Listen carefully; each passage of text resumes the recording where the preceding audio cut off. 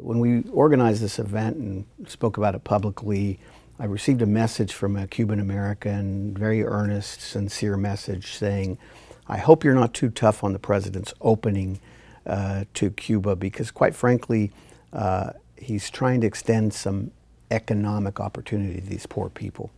Let me ask you, does the Cuban regime keep people poor as a means of control?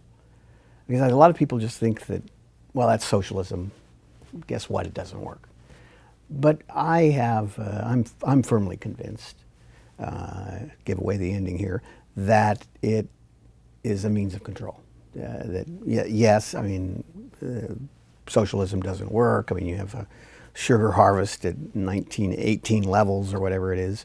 But I think also if you have Cubans, 11 million Cubans, most of them, vast majority of them, just thinking about how am I going to feed my kids today, it makes less likely that they're going to be involved in opposing the regime. It's probably a little bit of both, but what are your thoughts? I think that there is a kind of synergy in this logic, synergy. Mm-hmm. There is a kind of synergy in what you are mentioning.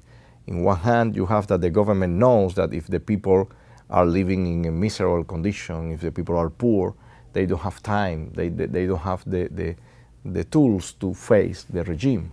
But at the same time, when you have a totalitarian regime, and the main goal of everything is to keep the power, that dynamics also provoke misery in the country.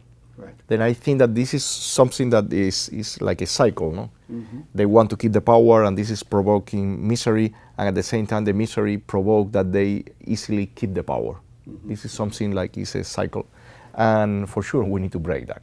Right, the very definition of the vicious cycle. And what role can we play? I mean, the president's proposition now is if we can extend new alternatives for partnerships with the Cuban regime, that it will gradually change, that it will allow a little more economic space.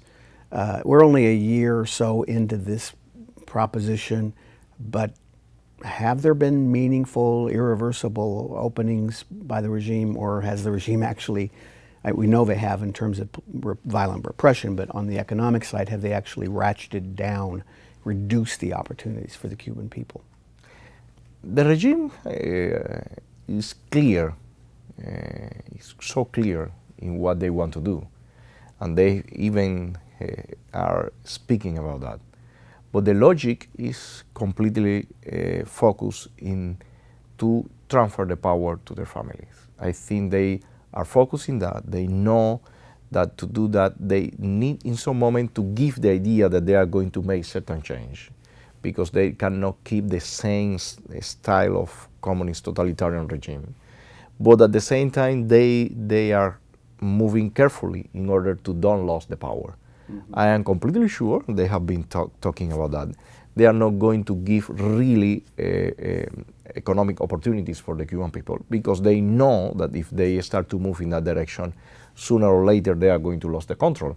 And they are completely afraid also about the Cuban American community that is just 90 miles from Cuba. They are so clear in what they need to do, and they sometimes try to create a kind of fantasy that they can move forward and make certain reforms. But if we know exactly the nature of the regime, we know also that they are not going to move in the direction that can provoke a real change in Cuba.